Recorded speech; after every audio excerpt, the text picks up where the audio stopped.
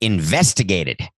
Nothing personal word of the day. Today is Wednesday, June 30th, last day of June 2021. Investigated is our word of the day. It's a word that is an unpleasant word with an unpleasant topic. Trevor Bauer, the highest paid player in Major League Baseball. Trevor Bauer, the player who we talk about a lot of Nothing Personal, very outspoken, not just on sticky substances, outspoken on labor, outspoken against other players, outspoken against management. Trevor Bauer, who is always about Trevor Bauer, always about his image, always about his brand. Well, his brand may be taking a hit today as he is being investigated by the Pasadena, California Police Department with the possibility of forwarding their information to the district attorney and having the district attorney bring charges against Trevor Bauer for sexual assault.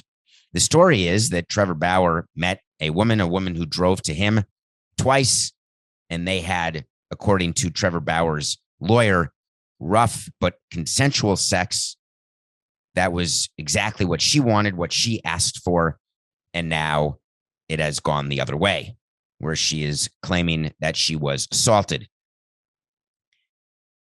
There's several things to talk about with this issue. I will start by saying something very clearly, so let there be no misunderstanding. No means no. Period. There is never, not one instance where a man should assault a woman, sexually or otherwise. Never. Hard line, ever. It is a crime. It's also wrong. However, proving that in a court of law, in a criminal case, is very, very difficult. And the reason it's difficult is that Trevor Bauer's lawyers, and it's not his agent who's talking. Remember that girl, woman, Rachel Lupa is her name, Coca, who has very loud and outspoken, but is very quiet right now. He hired a lawyer, obviously, and the lawyer released a very lengthy statement talking about all the things that happened and that Trevor Bauer is not in any way criminally negligent, libel, civilly, nothing, saying it was just consensual. But the problem that you have when you are famous and when you are rich is that if you meet someone who you don't know and you decide to have sex with that person, and this is something we talk about with our players all the time, what is to stop that woman or that man? This is not about hetero or homosexuality. This is just about when you meet someone and you are rich and famous, what stops them from saying that you assaulted them? What stops them from saying that they didn't want to have sex? And then you are forced to defend yourself, where the presumption is that you are guilty before you even get a minute. And I am incredibly torn about this topic because I believe that everyone is innocent until they're proven guilty. I want women to be respected and treated properly. I've got daughters. When we speak to our players, we say, when you go into a hotel and you see women or men, again, women or men, doesn't matter, hanging around the lobby who are just all that excited to go up to your room, just remember, you're not that good looking. It's because you are a professional athlete. It's because you're rich, famous, and you are a target. We always want our players to be smart. They aren't always. We always want them to not be delusional about their position in society, but it doesn't work always. And what do we do when we get told that one of our players is now being investigated for criminal sexual assault? The Dodgers did exactly what you're supposed to do because we are told what to do as members of Major League Baseball. You say nothing and you report immediately to Major League Baseball and their Department of Investigations. So when I had a player who would be in a compromising position, I would call up the league office. I would tell him what was going on, and then I would stand down. I would meet with the owner. I'd meet with the GM. I would say, here's what I was told. Here's the information I have. But from a PR standpoint, we say nothing. From a legal standpoint, we do nothing. Major League Baseball takes over. Major League Baseball has an entire department that's what they do. They look into these issues. The Department of Investigations, among other things that they do, they are in charge of trying to work with local authorities, trying to figure out what happened. Baseball will often say that we're going to wait for the legal system to run its course, but that's not accurate. What they actually do is they're involved because they've got connections with all of the legal systems, with all of the local municipalities. They call up and say, hi, we're Major League Baseball. What do you have? What are we dealing with here? They then do their own investigation. Major League Baseball has no subpoena power, unlike the district attorney's office, meaning they cannot compel a woman or a man or a player. They cannot compel anyone to testify or to tell them what happened, but they can certainly ask and get information before the public does. And that doesn't make it dirty, what MLB does. It makes them smart because they've got to figure out if they've got a situation with a player who is going to be actually charged with a crime, they're going to have to deal with that either through a suspension, which is what may happen here if Bauer ends up getting charged, or with nothing because they're told, hey, these charges aren't going to stick. The DA is not actually going to press forward. Because you may recall the way this works is the police department does an investigation. They then decide, working with the district attorney's office, whether there is enough evidence where the DA could initiate a criminal action against a party. But the DA only does that if they think they're going to win at a jury trial or get a plea. There's no way to know what's going on in the Trevor Bauer case because it appears that the lawyer has already laid out the facts from Trevor's standpoint, and consensuality is one of the big defenses. Obviously, it's a difficult situation for baseball. Right now, MLB is going to figure out what their next step is because when it's a player that is not this famous and not this well paid, MLB looks at it totally differently. When it is one of your faces of baseball, regardless of whether you agree with him or not, baseball doesn't want this. They certainly want Trevor Bauer to be quiet with all of the things he does and says, but they do not want him to be involved in anything like this. It seems to me that more and more we are watching players and executives and reading about things that they do, things that they've done involving domestic violence, involving sexual assault. We talked yesterday about Chauncey Billups, hired by the Portland Trailblazers to be their coach. I gave you a wait to see, actually, that he would never coach a game. And that was before I watched the press conference yesterday. Did anyone else watch that? Did you see it? It was crazy. I tweeted about it at David P. Samson. And someone gave me some blowback, which I need to talk about for 1 second, if you don't mind, Coca.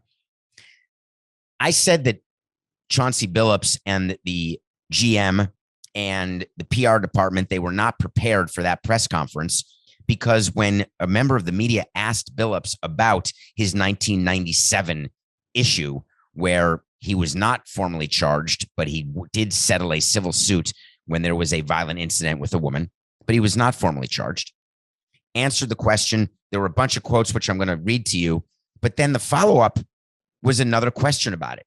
And the PR people said, no, we've answered that. We're not going to talk about that anymore. And I tweeted it saying, you can't do that. You cannot do that. You have to sit there and answer every question the entire time, even if you have to say the same thing 20 times. You cannot shut down a media member.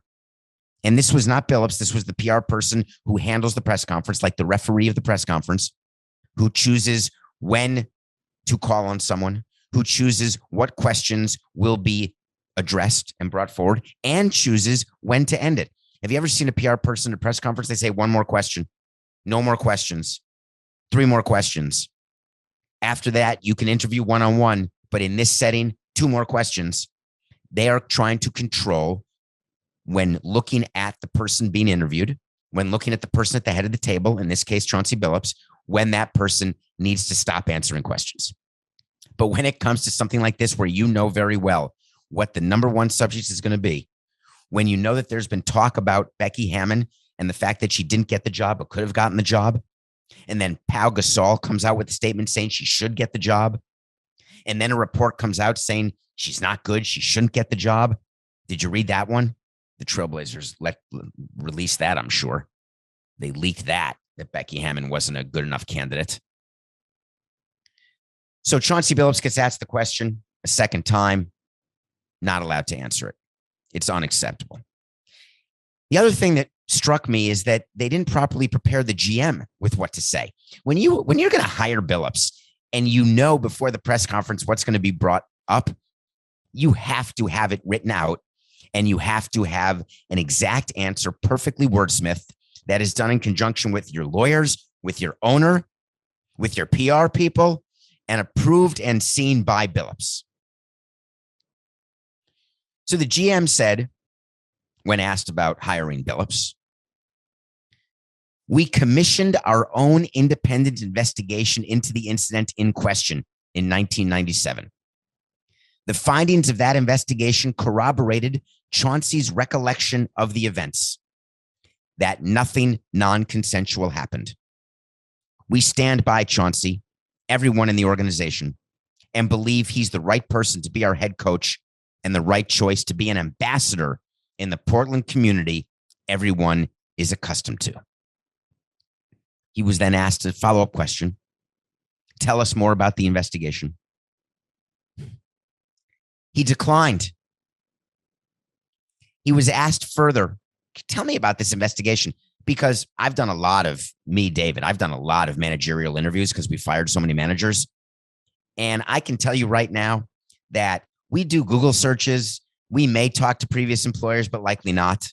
And so we would have gotten stuck with the Mickey Callaway situation if we had hired Mickey Callaway. I'd love to lie to you and say, oh, we would have not hired him. We would have asked. We would have known. It's just what front offices are saying now. They have to pretend that they're doing these investigations. What exactly did the Blazers do? Did they get out the file? Did they call like they were doing a documentary and call the investigators? Did they speak to the lawyers? Did they speak to the woman? Give me a break. They didn't do any of that. So when pressed about the investigation, the GM said, I'm not going to answer that. That's proprietary. Can you imagine that? You are going to claim that you investigated and you found that Chauncey's recollection was accurate? Chauncey had to have a recollection about it? Do you think when you're involved in a civil suit where you are in danger of being charged for criminally sexually assaulting a woman and you have to settle with her out of court, that you're going to forget it? Oh, that was 20 years ago. Who can remember that? Grant you, I can't remember what I had for lunch yesterday, but I can sure as hell remember if I had a sexual assault in my past, or if I had a settlement, or if I paid money out. It happened with our president, right? Oh, I can't remember. Did I pay? Did I not pay? Did you pay? I think you're going to remember. So they tested Chauncey's recollection. And I'm not impugning Chauncey as a coach or as a man. I am impugning the Trailblazers for how they've handled this situation. Proprietary investigation. What are they, curing cancer? I wish they would. Solving the Middle East peace process? Maybe that's proprietary, I guess. I guess if you are splitting the atom, or if you're going to come up with some kind of competitor to Microsoft or Apple, you'd say, yeah, I don't want to talk about that. That's proprietary. Answering a question for your fans. And remember, press conferences are for your fans. It doesn't matter that the conduit to the information is some reporter or someone in the media. You are there talking to your fans. That's the number one thing we tell you when you are having a press conference or meeting the media. You are talking to the fans, to the people who buy our tickets, to the sponsors we have. It's proprietary. Yeah, I'm sure it is. You know what's proprietary? Is how ridiculous the investigation was. That's proprietary.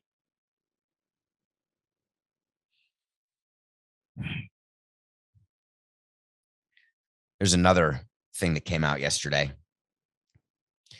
Here's how lawsuits work. There's something called the statute of limitations. The statute of limitations is different depending on what you're talking about, but it's a time period. After X period of time, you can no longer do Y. When you are asserting negligence or that someone wronged you, the statute of limitations can differ, but in the case we're about to talk about, it was 2 years, which means that 2 years after an event happened, or 2 years after you found out that an event happened, or 2 years after you should have known that an event happened, a bunch of different legalese I could get into, but 2 years. Well, we're coming up on 2 years. Tyler Skaggs, the Los Angeles Angels pitcher who overdosed and died literally of asphyxia. He choked on his own vomit. And he had oxycodone in his system. He had fentanyl in his system. He had grain alcohol in his system. And he died. Well, Tyler Skaggs' wife, widow, and Tyler Skaggs' parents are suing the Los Angeles Angels of Anaheim. They are suing 2 employees of the Los Angeles Angels, one named Tim Mead, one named Eric Kay. And this is a major deal. And Coke and I were discussing pre-show about how important this is. And we had a bit of a disagreement. And the reason why we had a disagreement is Coca said, hey, I don't think this is as big a deal as you are making it out to be. This news, not the death, not the culpability, not the negligence. Coca agreed the seriousness of the opioid epidemic was not about that. It was about the story of the lawsuit. And I said, no, this lawsuit is being watched by every single company, not just in baseball, but in any business. If you own a company and you're not paying attention to this lawsuit, then you are missing something. Here is what is being alleged. And do you know who the lawyer is who did the lawsuit for the Skaggs family? Rusty Hardin. Does that name sound familiar, Coca? We didn't talk about this pre-show. I think my memory is right. I'm hoping Rusty Hardin is the same Texas guy who is representing Deshaun Watson. And I think he's the same one who represented Roger Clemens.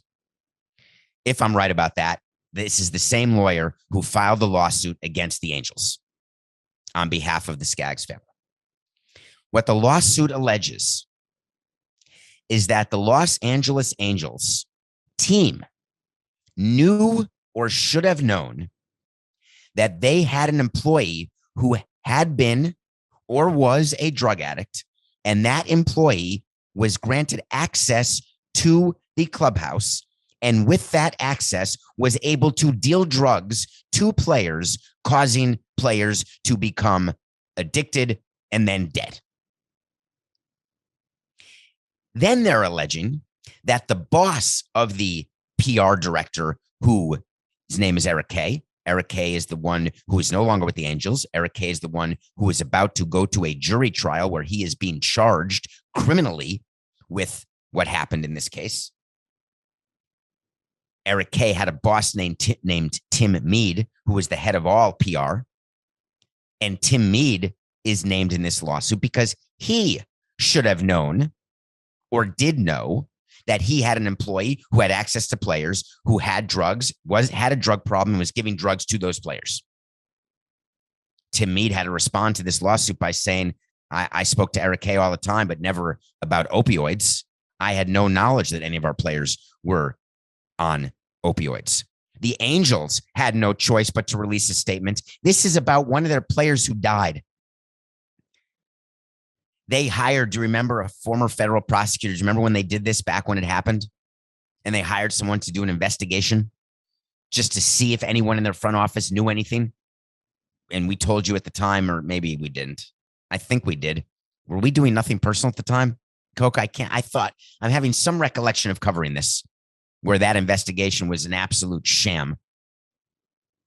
But the Angels had to say in a statement that the investigation confirmed that the organization did not know that Tyler was using opioids, nor was anyone in management aware or informed of any employee providing opioids to any player.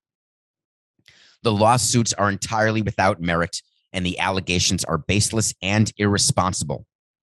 The Angels organization strongly disagrees with the claims made by the Skaggs family, and we will vigorously defend these lawsuits in court. This is when I would have a moral dilemma. While it's always business for me, when you've got a player who has died on your watch. You have to have a legalese statement like this if you are going to make a statement. Or do you? This is the dilemma. The Angels statement they released is exactly page 1 of the We're Being Sued playbook. We're going to vigorously defend it. The claims are baseless. We'll see in court. The facts will come out and show that we did nothing wrong. That's what you say. That's what you have to say. But when it comes to this, my statement would have been, we were made aware of a lawsuit filed by the Skaggs family today. The memory of Tyler Skaggs, the tragedy of his death, remains fresh in all of our minds. And we continue to help and work with the Skaggs family and all of our players to stop and help any sort of addiction. That's my statement. Because I'm acknowledging that he died. I'm acknowledging the tragedy, but I'm putting in there a little nugget that he was a drug addict because he was snorting opioids, by the way. It is terribly sad that he died. If you're snorting opioids, there is a risk that you are going to die. But in the statement, you don't have to say, we're going to vigorously defend, we strongly disagree. Just say, we love the Skaggs family. We miss Tyler. We are so sorry. And we are working to make sure that addiction is handled because it is a terrible part of our society. How does this end? From a company standpoint, you better hope this ends with a very small settlement because you're not going to a jury trial with this. And that's what they want. The Skaggs family wants a jury trial. They want to get people in the Angels on the stand with under oath. Did you know players were taking drugs, using drugs at any kind? If I were under oath, I'd have to say yes. Then all of a sudden you're working for a company and now the company is liable, is negligent, is civilly negligent. That's not a criminal case. This is civil. Is civilly negligent because the owner or the team president should have known everything that goes on. I've always told you that I consider myself responsible as a team president to know everything, but not from a negligent standpoint. I'm talking about that I'm going to stand up and I'm going to face the music when there's sign stealing going on, when there is some sort of other calamity or problem going on in the company or on the team. I'm going to take responsibility because I'm the president.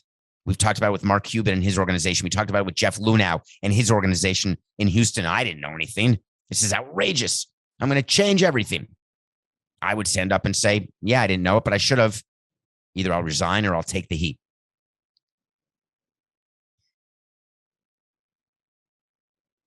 I'm going to leave you with this thought on the Tyler Skaggs situation. The opioid crisis is real. I think we understand that. I think we understand what players are sometimes forced to do to get through pain because they need to perform and want to perform. And we are asking them as a sport to perform and do things that are not natural. Throwing a ball 97, playing 162 games in 185 days.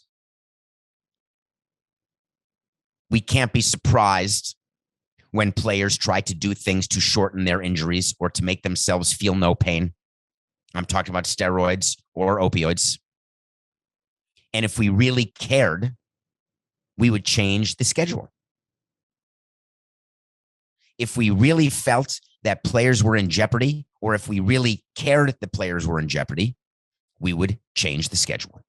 The way baseball is and the way players are today, it's not the days of Babe Ruth smoking heaters, right? And drinking beer during a game, or even from the 70s where I just saw a picture of Keith Hernandez smoking a cigarette on the bench, or Jim Leland, the manager of the Marlins, when he was smoking on the bench. It was very, very common.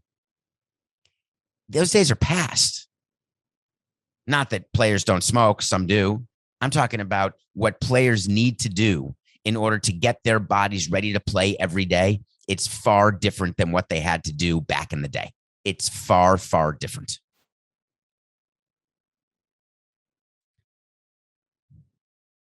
Okay, we're going to take a break. When we come back, I'm going to review a 2-season series that I watched, and then we are going to talk a little bit more about the Yankees. Welcome back to Nothing Personal.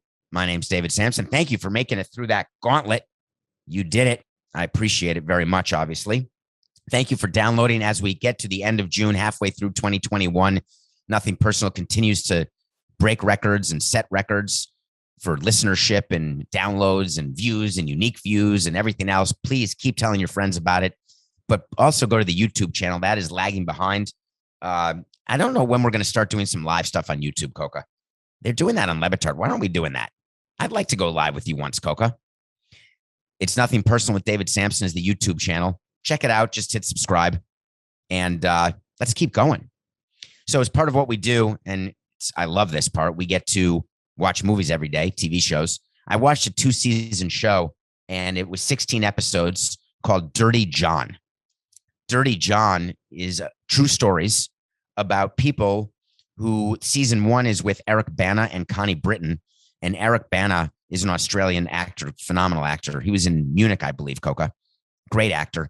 He was also in the movie with, oh, come on, you can do it, with Adam Sandler and Seth Rogen, Funny People.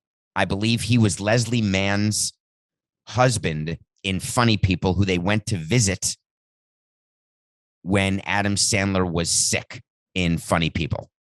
There is a definite chance I have that wrong, but it just came into my head. Anyway, Eric Bana and Connie Britton. Eric Bana plays a man who pretty much seduces himself into relationships and ends up stealing money and being violent and ends up dead. Season 1, decent, but I want to talk about season 2. Season 2 is with Amanda Peet and Christian Slater. Amanda Peet plays a woman, a real woman named Betty Broderick. Betty Broderick ends up, she is a woman who marries a lawyer played by Christian Slater. She kills Christian Slater, gets charged with the killing, and the entire 8-episode arc of season 2 of Dirty John is about how this happened, what drove her to this, and whether or not she was framed, whether or not she actually did it, whether or not she meant to do it, whether or not she wanted to do it, and what happened to her after in the trial, etc. I thoroughly enjoyed this bit of eye candy. Amanda Peet plays her and does a great job. Christian Slater is an interesting choice to play the husband, but does well. But what fascinated me is how this woman went from ostensibly a suburban housewife, mother, and became a cold-blooded killer. And it occurred to me that you really can't judge a book by its cover, ever. So don't. Dirty John. Both seasons are worth it. Season 2 is better than season 1. Okay, I want to get into the Nothing Personal pick of the day for a minute because the Phillies beat the Marlins 4-3, so we're now 88-66. We lost that. And I was upset that we lost it because we took it for the right reason. Trevor Rogers is going to win Rookie of the Year. He had a good start. The Phillies got a win that surprised me. Their bullpen did not blow it. We took the loss. I'm moving on. I want to stick with baseball today, and I want to talk about Shohei Ohtani. And I want to talk about the Yankees. Shohei Ohtani is now leading Major League Baseball with 28 home runs. He hit 2 more yesterday. Shohei Ohtani has an ERA under 3. He is proving me wrong day in and day out by being a two-way player, an all-star, really both ways, though he doesn't have the bulk as a pitcher, but certainly as a hitter, he does. He's going to be in the home run derby. He has fun. He's a perfect face of baseball. I am absolutely shocked at what he is able to do. I've never seen it before. This is half a year. Could it go on for 3, 4, 5 years and you have a full Hall of Fame career as both a pitcher and a hitter? I stand by my original view. That is extraordinarily unlikely. If I'm the Angels, I'm still choosing that he becomes either a hitter or a pitcher, but not both. I'm looking at the fact that the Angels are below 500 out of the playoffs, even with their win over they lost to the Yankees yesterday with Ohtani's 2 home runs. Their pitching staff is a mess. Their signings have been suspect. Trout is on the 60-day DL, not going to come back until after the All-Star break. It is unlikely the Angels will make the playoffs again this season. So what's it all for? Is it all for the fun and excitement of drawing crowds to watch Ohtani? That to me is a tangential benefit. The goal is to win and play in October. And whatever the Angels are doing, they're not doing it right. So the definition of insanity is when you do the same thing over and over again and expecting different results. Hey, I did it. I know it. When you are 8 games back of the second wild card spot, you've got to change what you're doing. The Yankees are not in much better shape. The Angels are playing the Yankees tonight. Ohtani's pitching, by the way. I think let's make that the pick. Did I tell you I was going to do that, Coca? The Angels are going to beat the Yankees today. Ohtani's pitching. Ohtani's going to hit too.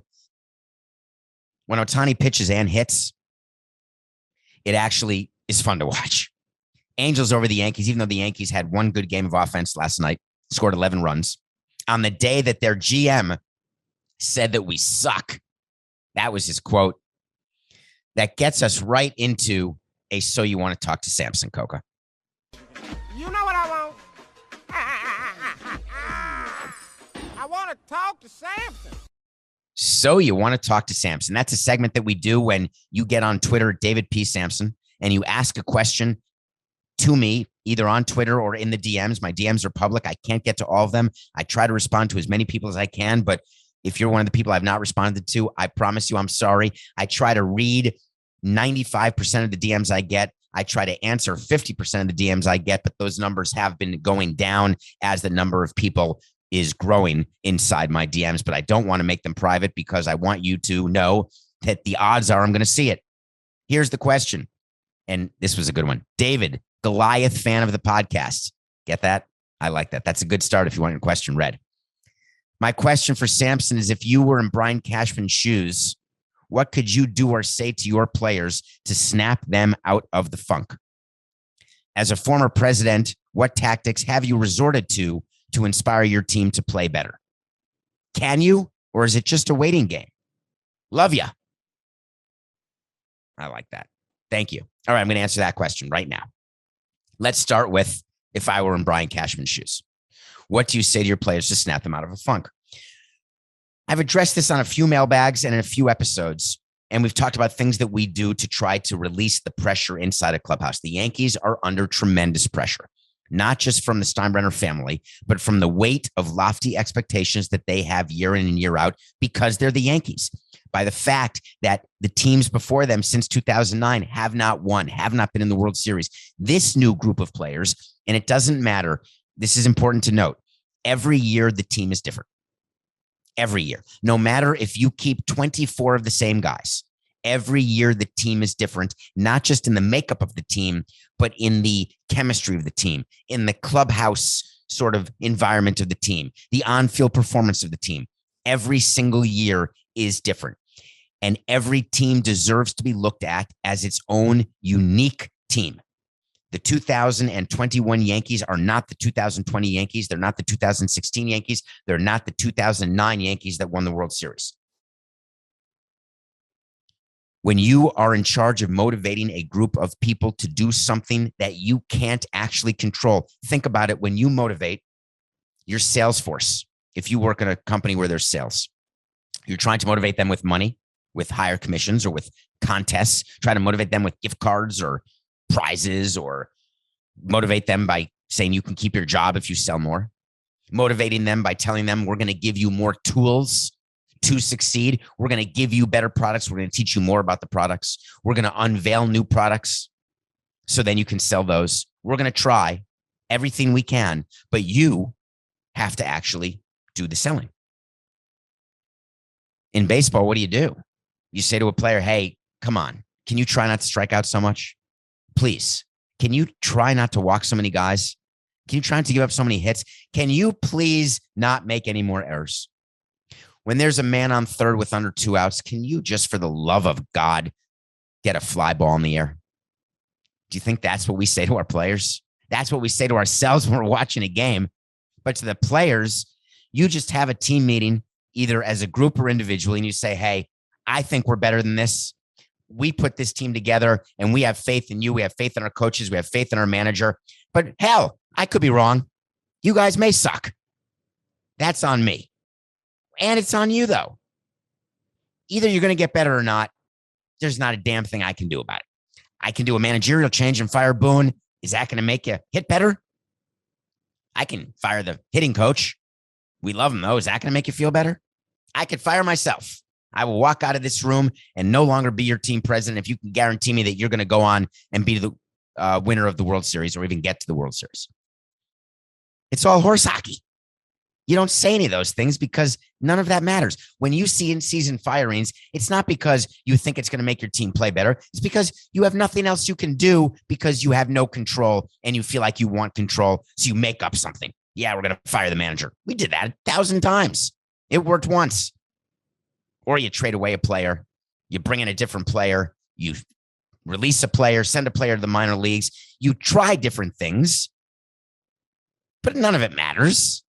You're not going to make players not be injured or make them play better. So when you ask me what I say to the players to get out of a funk, I look at them in the food room and say, hey, pass the hot sauce. Hey, this food sucks, doesn't it? Man, we suck. Is this going to get better? That's how I play it. Self-deprecating, inquisitively, saying, I appreciate and see what you're seeing. Do you realize how badly we're playing? Man, what should I do? Give them a little power, give them a suggestion. Hey, we could use some pitching. That's what the position players always say. The pitchers always tell me, hey, we need some runs scored. We got to score runs. The Yankees right now, I've scored fewer runs than the Orioles. If I sit in that clubhouse and I'm Brian Cashman, I say to Garrett Cole, hey, what do you think we should do? Well, other than getting spider tack back and foreign substances able to be used, what else should we do? Hey, man, you got to get better hitters. These guys suck. I can't throw a shutout every game, and they don't score for us. Hey, but they're good enough to. That's what I would say back to the pitching staff. Give it a minute. They're good. I promise. Judge and Stan and Sanchez and Torres and Andujar, it's going to be good. LeMahieu's going to be fine. None of that works. What are the Yankees going to do? Cashman's frustrated. Can you see it in his comments? He said, we suck right now before they won their game yesterday.